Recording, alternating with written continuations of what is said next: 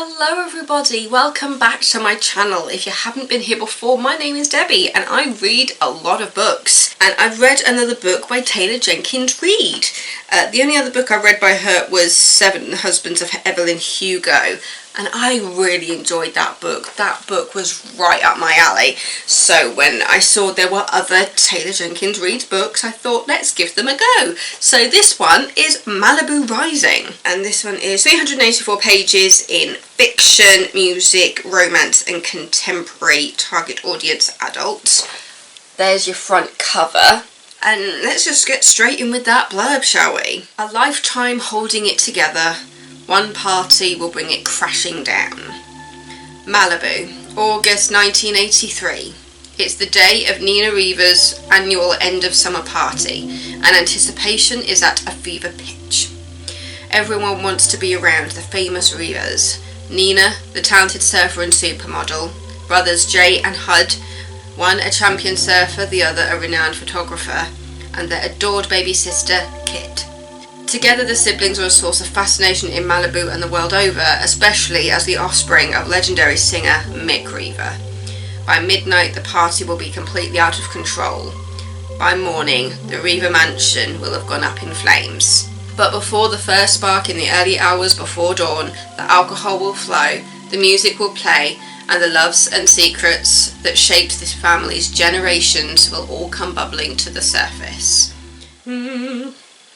This is very different from The Seven Husbands of Evelyn Hugo. I did still very much enjoy it, and the little Easter eggs and references to other books I really enjoyed.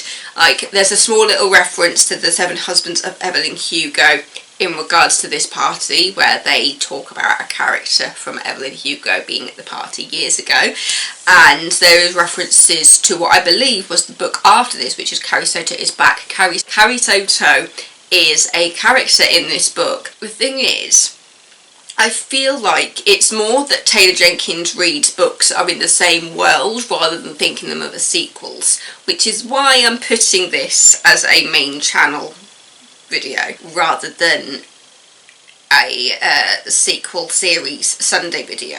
It doesn't read like a sequel. Carrie Soto might feel a bit like a sequel because it's a character that's popped up in here, but it just feels like it's more that all of her books take place in the same world. The blurb talks about 1983, but you are also getting another storyline in there because you have flashbacks to the Reeva parents. So you get flashback to their parents' relationship and how they got together and that story and how it fell apart. So basically explain the Reeva siblings' childhood. And there's stuff that you read about, you're just like, wait, do the present Reevas know about all of this or not? And so there's certain things where just it comes out that they do know about some of it, but then it's never explicitly stated whether they know about all of it, which, to be honest, you've never given that answer really. But yeah, so you've got all these four siblings, they're getting ready for this annual party where just the richest, the famous, they all turn up to this party, which is how they managed to bring in the reference to The Seven Husbands of Evelyn Hugo, with that being kind of that old Hollywood type thing, and how they were able to bring in a character from there to turn up at this party. It was like the perfect little Easter egg, and you get so many point of views throughout this book that you just there was a point where I was thinking, is this really relevant? Because it felt like you were just getting lots of little stories in there as well in regard to some of the celebrities at this party, and yeah, I did enjoy this book. And there is a very unique way that this story is told in regards to the siblings in the present, which in this case is the 80s. It's the mirroring, especially with Nina being the oldest sibling, because you've got Nina as the oldest, Jay and Hud, who are presented as twins, I'll just say that, and then Kit is the youngest, and you're seeing how they're handled what happened with their parents when they were younger, how that shaped who they've become as adults. And it's Nina that it mainly feels like Nina's story by the end of it, because you realise that Nina had to grow up very quickly in regards to the relationship that her parents had and then what happened with their mum. And it became a point when Nina basically turned into caregiver for the family because their father was off jet setting as this famous singer. Their mother was at home going into a deep depression with alcoholism, and Nina was the one who had to step up and look after everybody. And she's continued that role into adulthood with neither of her parents involved. Yeah, so even with all the other little stories you get coming through in regards to what is happening in each of the siblings' lives, and then the other stories that come through from friends and just random celebrities and in the book at the party, and then people they know through their parent restaurant, well, their mother's restaurant, which they then took over. By the end of the book, after seeing all these different point of views, it's the end of the book when you realise, oh no, this is Nina's story. This is very much Nina's story of seeing what happened with her parents as a child, seeing through a child's point of view, and then seeing how that affected her as an adult, and seeing how everything else affects everything, and what Nina's going to do going forward now that she's realised how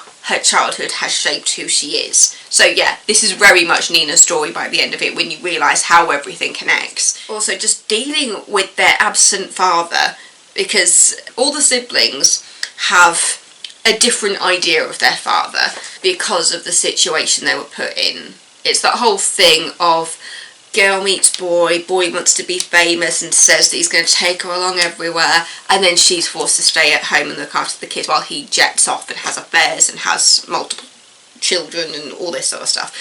Yeah, and that does come back in a very relevant way when a young woman turns up to the party, finds Nina and says, I think your dad might be my dad. And then you've got that little question mark over it. Is it really like, is she trying to get money? And then you get her point of view of realising that this isn't a money thing for her. It's just about finding her family. And that's all she wants because she's got nothing left. And yeah, so it's all very much based on all of their relationships with their father, all of their relationships with their mother, their different point of views on whether their parents' story was this wonderful love story or a tragic thing.